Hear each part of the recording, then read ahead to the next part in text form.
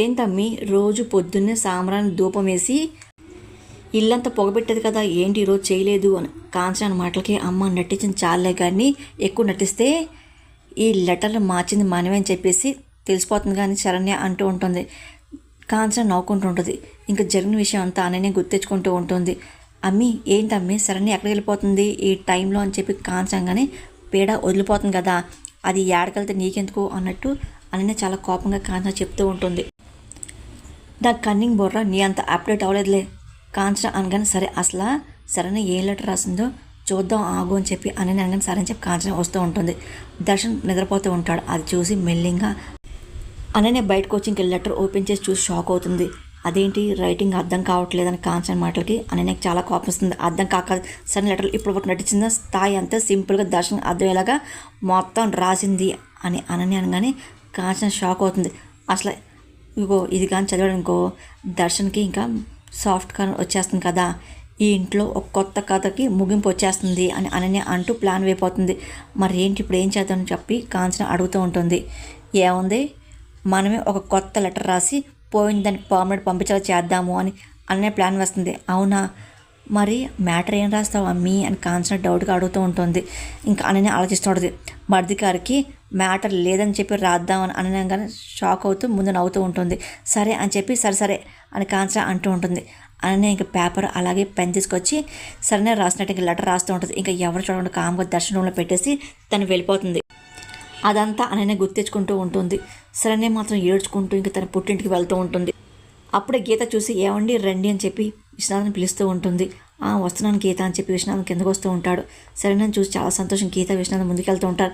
కానీ సరైన మొహం ఎలాంటి సంతోషం ఉండదు. ఏడ్చుకుంటూ లోపలికి వస్తుంటుంది. అమ్మ సరైన ఎలాగోనో అని చెప్పి గీత అడుగుతుంటుంది. ఏంటి ఒకదాన్ని వచ్చి అడుగుగా రాలేదా అని విశ్వనాథం అడుగుతూ ఉంటాడు. కానీ సరైన మాత్రం ఏం మాట్లాడదు. ఏంటమ్మా ఏమైంది అలాగున్నావేంటి ఒంట్లో బాగాలేదా అని గీత అడుగుతూ ఉంటుంది కంగారుగా. కానీ సరైన ఏం మాట్లాడదు. ఏంటి మాట్లాడో చెప్పు అని గీత అడుగుతుంటుంది. ఇంకా సరైన ఏడుస్తూ ఉంటుంది. గీత విశ్వనాథం కంగారు పడుతూ ఉంటారు. ఏంటి ఏమైంది ఎందుకు ఏడుస్తున్నావు అని అడుగుతూ ఉంటుంది. అమ్మ ఏంటమ్మా ఏమేమి చెప్పు మాకు చాలా టెన్షన్గా ఉంది చెప్పమ్మని విశ్వనాథ్ అడుగుతూ ఉంటాడు. సరే మాత్రం ఏడుస్తూ ఉంటుంది. ఏంటమ్మా చెప్పమ్మా ప్లీజ్ అమ్మ విశ్వనాథ్ అడుగుతూ ఉంటాడు. నాన్న నేను ఇంకా ఆ ఇంటికి వెళ్ళను అని శరణ్ మాటలకి గీత విశ్వనాథ్ షాక్ అయిపోతూ ఉంటారు. ఏంటని చెప్పి అలాగే చూస్తూ ఉంటారు. కానీ సరే ఇంకా ఆపకుండా అలాగే కంటిన్యూస్గా ఏడుస్తుంది. ఏం మాట్లాడుతున్నావు ఏమైంది ఎందుకు వెళ్ళాలంటున్నావు చెప్పు అని గీత అడుగుతుంది. చూడమ్మా ఆ ఇంటికి కోడలు అవ్వాలంటేనే చాలా అదృష్టం ఉండాలి ఆడది, నువ్వేంటి ఇలా మాట్లాడుతున్నావు, నీకు దక్కిన అదృష్టాన్ని కాలదనుకుంటా వింటావేంటి తప్పు అని విశ్వనాథ్ అనగానే నాన్న మీరు తప్పు అంటారో లేదా పాపమని భావిస్తారో నాకు తెలియదు కానీ నేను మాత్రం ఆ ఇంటికి ఎప్పటికీ వెళ్ళను అని చెప్పి సరైన మాటలకి విశ్వనాథ్ గీత షాక్ అయిపోతూ ఉంటారు.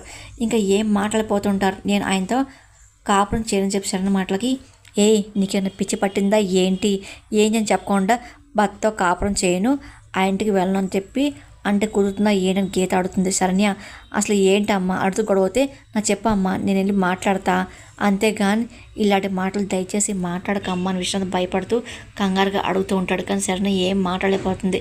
ఇంకా ఏడుస్తూ ఉంటుంది.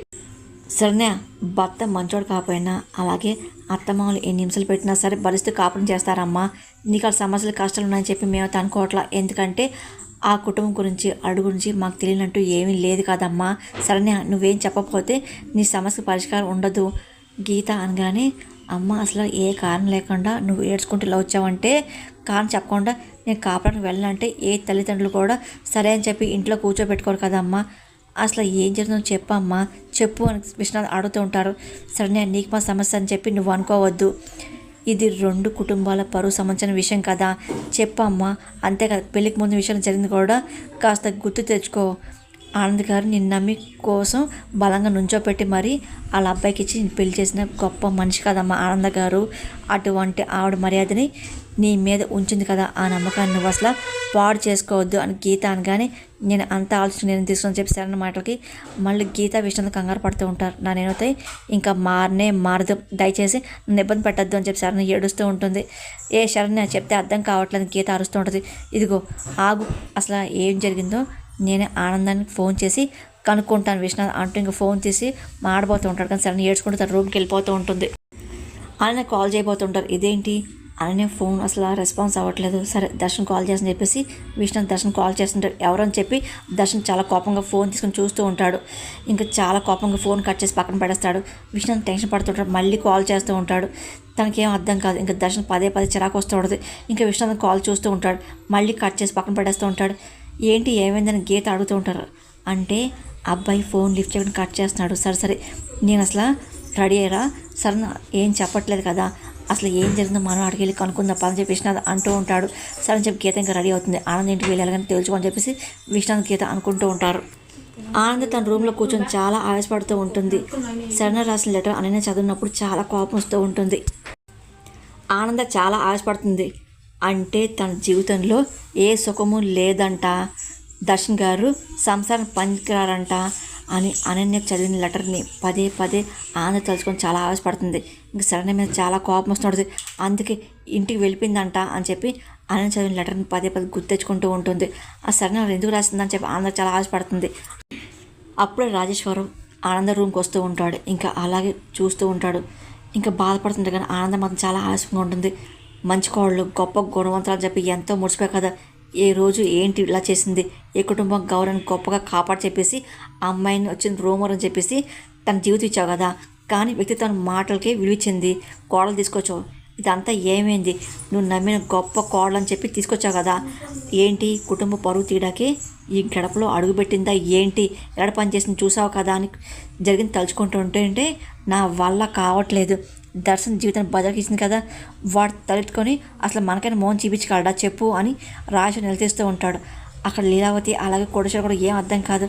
అసలు ఏంటి శరణ చేసింది ఊహించుకోలేదు కదా, అసలు మనకు వచ్చింది అనుమానం తప్పేం కాలేదుగా అని లీలావతి అన్న మాటలకి ఏమో అసలు పాప ఆనంద కోళ్ళ మీద ఎన్ని ఆశలు పెట్టుకుంది, కానీ చివరికి నమ్మకాన్ని చంపేసింది కదా, దర్శనం మాయని మచ్చ వేసి మరి వెళ్ళిపోయింది కదా, ఆయన భార్యభర్తలు అన్నాక తగులు గొడవలు ఉండవా ఏంటి, సంస్కృతి పరిశీలించుకోవాలి తప్ప ఏంటి ఇలా తన ఇంటి పరు తనే బజార్కి ఈడ్చుకుంటుందా ఏంటి లాభం అంట తనకి అని కోడేశ్వర చాలా ఆశపడుతూ ఉంటారు. తన ఇల్లు అని చెప్పి శరణ్యకి అసలు బుద్ధి ఉంటే ఇలాంటి పాప రాతలు రాసేది కాదు కదండి. మన ఇంట్లో పని మనుషులు కూడా మొత్తం తెలిసింది కదా, మన పౌరు పోయింది కదా, ఊరంతా పాగిపోతుందేమో, ఏం చేయాలి నాకు అర్థం కావట్లేదు అని చెప్పి లీలా కలం నీళ్ళు తెచ్చుకుంటూ ఉంటుంది. దర్శన్ మాత్రం చాలా ఆశపడిపోతూ ఉంటారు. దర్శన్ గారు సంసారం పనిచేయాలని చెప్పి శరణ రాసిన లెటర్ని పదే దర్శనం తలుచుకుంటూ ఉంటాడు, ఆశపడిపోతూ ఉంటాడు. అప్పుడే లారీ వస్తూ ఉంటుంది. అసలు ఇదేంటి ఇంత సాడీస్లో బిహేవ్ చేసింది, అసలు ఆ శరణ్యాన్ని వదిలిని పిలవడాకే చాలా అసహ్యం వేస్తుంది అన్నయ్య అని చెప్పి ఆయన తనకి ఇంత బ్యాడ్ చేయాల్సిన అవసరం ఏంటంట అని లారీ బాధగా అడుగుతూ ఉంటుంది. దర్శన్కి ఇంకా చాలా కోపం వస్తుంది. అసలు ఇదంతకీ అమ్మే కారణం, అసలు అమ్మ పట్టి మరి శరణ్యాన్ని కోడగా తేకపోతే అసలు మనకి పరిస్థితి వచ్చేది కాదు కదా, అమ్మ అన్నీ తనకి తెలుసు అనకూడదు, తను తీసుకొచ్చిన అమ్మాయిని నీ లైఫ్ ఎంత పెద్ద ప్రాబ్లం వచ్చిందో అని చెప్పి లహరి చాలా కోపంగా మాట్లాడుతుంటుంది. దర్శన్ ఇంకా చిరాకు వస్తూ ఉంటుంది. ఇంకా రోహిత్ అప్పుడే ఇంకా రూమ్లోకి వెళ్తూ ఉంటాడు. ఇంకా వాళ్ళ అమ్మ నాన్న లీలాని అలాగే కొడసని చూస్తూ ఉంటారు. ఏంటి నాన్న అననే ఏది అని చెప్పి లీలా అడుగుతుంది. అంటే వాళ్ళ అమ్మ వాళ్ళ ఇంటికి వెళ్ళి వస్తానని చెప్పింది అని రోహిత్ అంటూ ఉంటాడు. పాపం తను చెల్లి చేసిన పనికి అనన్య ఈ భారాన్ని అంతా నెత్తి మీద మోసుకొని బాధపడుతుంది. ఏ కష్టం వచ్చింది ఏంటి భగవంతుడు అని చెప్పేసి లీలా చాలా బాధపడుతుంది. నాకు ఇది సరైన విషయంలో ఏదో తప్పుగా అనుకుంటున్నారేమో, లేకపోతే తను ఎలాంటి అమ్మాయి తెలియదు కాదే అని చెప్పి రోహిత్ అనుకుంటూ ఉంటాడు. కానీ సరే ఏ తప్పు చేయని చెప్పేసి తను అనుకుంటూ కానీ మనసులో మాట మాత్రం బయట చెప్పలేకపోతూ ఉంటాడు. కానీ ఎక్కడో ఏదో తప్పు జరిగిందేమో అని చెప్పి డౌట్ పడుతూ ఉంటాడు. అసలు లెటర్ తప్ప సరైన ప్రూఫ్ ఏమి ఇవ్వకుండా అసలు ఎందుకు బ్లైండ్గా తప్పుడుతున్నాడు నాకు అర్థం కావట్లా, కట్ అనిపించట్లేదు అది నేను కనపడి చెప్పి రోహిత్ అనుకుంటూ ఉంటాడు. కానీ సరణి అలా చేయదేమో అని చెప్పి నమ్మకంగా నమ్ముతూ ఉంటాడు. సరణి ఒంటరి కూర్చొని ఇంకా అదే పని ఏడుస్తుంటుంది. పదే దర్శన మాటలు గుర్తెచ్చుకుంటుంది. అసలు నీ మోహన్ చూడండి నాకు అసహ్యంగా, నేను బతకాలంటే నువ్వు ఇక్కడ నుండి వెళ్ళిపోవాలి అని చెప్పి దర్శన మాటలు పదే గుర్తెచ్చుకొని సరణి ఏడుస్తుంటుంది. ఇంక విశ్వనాథన్ గీత ఎప్పుడు వస్తుందని చెప్పి వెయిట్ చేస్తూ ఉంటాడు. గీత కంగారు కిందకు వస్తూ ఉంటుంది. ఏమండి తొందరగా వెళ్దాం పదండి, అసలు వదిన వాళ్ళు కూడా చాలా బాధపడుతూ ఉంటారు, మనం వెళ్ళి మాట్లాడితే కానీ అసలు పెద్ద సమస్య అయిపోతుంది పదండి అని చెప్పి గీత అంటూ ఇంక వెళ్ళిపోతూ ఉంటారు. అప్పుడే ఇంకా కంగారు పడి ఆగుతూ ఉంటారు. అనన్య వస్తూ ఉంటుంది. అమ్మ అనన్య ఏంటి అని చెప్పి విశ్వనాథ్ అనుపోతూ ఉంటారు. మీరు అడిగి వెళ్తున్నాను అని చెప్పి అనన్య అనగానే అంటే మీ అత్తారింటిగానమ్మా, శరణ్య ఇంటి దగ్గర నుండి వచ్చేసింది, నేను ఎప్పుడు వెళ్ళను అని చెప్పి అంటుందమ్మా, అసలు ఏమైంది మాకు అర్థం కావట్లేదు, ఫోన్ చేసి నువ్వు లిఫ్ట్ చేయలేదు, అలాగే దర్శనం కూడా కాల్ చేసి విశ్వనాథ్ మొత్తం జరిగిందని చెప్తూ ఉంటాడు. నేను మాట్లాడి వచ్చాను, ఆ శరణ్య ఏమకూడదు తనకు మాత్రం అత్తారిల్లు కాదు, నాకు కూడా అత్తారిల్లు కదా అని చెప్పి అనన్య కోపంగా అంటూ, ఇగో శరణ్య చేసిన పిచ్చి పనికి నా జీవితం కూడా నాశనం అయ్యేలాగా ఉంది అని చెప్పి అనన్య చాలా కోపంగా మాట్లాడుతుంది. గీత విషయం చాలా కంగారు పడుతూ ఉంటారు. కాంచ ఏం తెలియట్టు ఇంకా చూసి నవ్వుతూ ఉంటుంది. అసలు ఏమైంది, తను ఏం చేసింది చెప్పమ్మా అని చెప్పి గీత అనగానే ఏంటి చెప్పేది, ఆయన ఆ మాట ఎలా నేను మీతో చెప్పాలి, నేను చెప్పలేకపోతున్నాను నాన్న అని చెప్పి ఆయన చాలా ఇబ్బందిగా మాట్లాడుతూ ఉంటుంది. అసలు పర్సన్ కూర్చొని అత్తయ్య గారితో మాటలు చెప్పుకోవాల్సిన విషయాన్ని లెటర్ రాసి ఇంట్లో అందరు తెలిసేలా చేసేసింది అని అనగానే ఏంటి ఆ విషయం అని చెప్పి విష్ణు మాటలకి దర్శనం గురించి నాన్న అని చెప్పి అది తెలిస్తే మీరు భరించలేరు కూడా అని అనగానే అసలు ముందు చెప్పమ్మా అసలు ఏంటని గీతంగానే పెద్దమ్మ నా వల్ల కావట్లేదు నువ్వే చెప్పు అని అనని అంటుంది. భర్త సంవత్సరాలు పనిచేయడు మగదం లేదని చెప్పేసి లెటర్ రాసి మరి పెట్టింది కూతురు అని కాంచన మాటలు ఒకసారి విష్ణు కింద షాక్ అయిపోతూ ఉంటారు. శరణ్ నచ్చపోయినా సరే ఎట్టా సంసారం గుట్టు చేయాలి కానీ ఇలా మొగుడు మగాడు కాదని చెప్పేసి అసలు ఎంత తెగించిన ఆడదని చెప్పుద్దా అని చెప్పి కాంచన మాటలకి ఒకసారి గీత విషయం షాక్ అవుతూ ఉంటారు. దానికంటే అసలు కత్తి తీసుకొచ్చి గొంతు కోసేస్తే సరిపోయేదిగా అని కాంచన అన్న మాటలకి కాంచన అని చెప్పి విష్ణు అరుస్తూ ఉంటాడు. ఇదిగో ఆ మాట నాలుగే కాదు, అక్కడ అల్లుడు గారు అలాగే వాళ్ళ ఇంట్లో ఎంత కోపంగా చిరాగ్గా ఉన్నారో ఆ మాటే చెప్పానని చెప్పి కాంచన అంటూ ఇంకా నవ్వుతూ ఉంటుంది. ఆయన చూసి సైకిల్ చేస్తూ ఉంటుంది. ఆయన కూడా ఏం తెలియనట్టు బాధపడుతూ యాక్ట్ చేస్తూ ఉంటుంది. ఇంకా గీతా విష్ణుకి ఏం అర్థం కాదు, ఇంకా కంగారు పడుతూ ఉంటారు. అసలు ఏంటిదంతా, ఇంత పాపిచ్చి పని ఎలా చేస్తుంది, అయ్యో భగవంతుడా అసలు ఏంటి మాకు ఈ కర్మ అని చెప్పి గీత ఏడుస్తూ ఉంటుంది. ఏమండి ఎలాగా ఇప్పుడు ఎలా దాని బతుకు బాగుపడాలి గీతంగానే అక్కడ బాగుపడ్డాక ఏముంది నీ కూతురు ఇంకా ఏం మిగిల్చిందంట గీత అని చెప్పి కాంచన అరుస్తూ ఉంటుంది. ఆయన మోహన్ మచ్చను చూసి అద్దాన్ని పాల్గొట్టినట్టు తన సంసారం తనే మొక్కలు చేసుకుంది కదా, ఇప్పుడు ఆ మొక్కలు అతికేది ఎలాగా, బతుకు ఎలా బాగుపడుతుంది చెప్పండి అని కాంచన నిలదీస్తుంది. నా కూతురు జీవితం నాశనం చేద్దాం అనుకుంటారా మీరు, ఇప్పుడు చూడండి మీ కూతురు జీవితం ఎట్టా నాశనం అయిపోయిందో.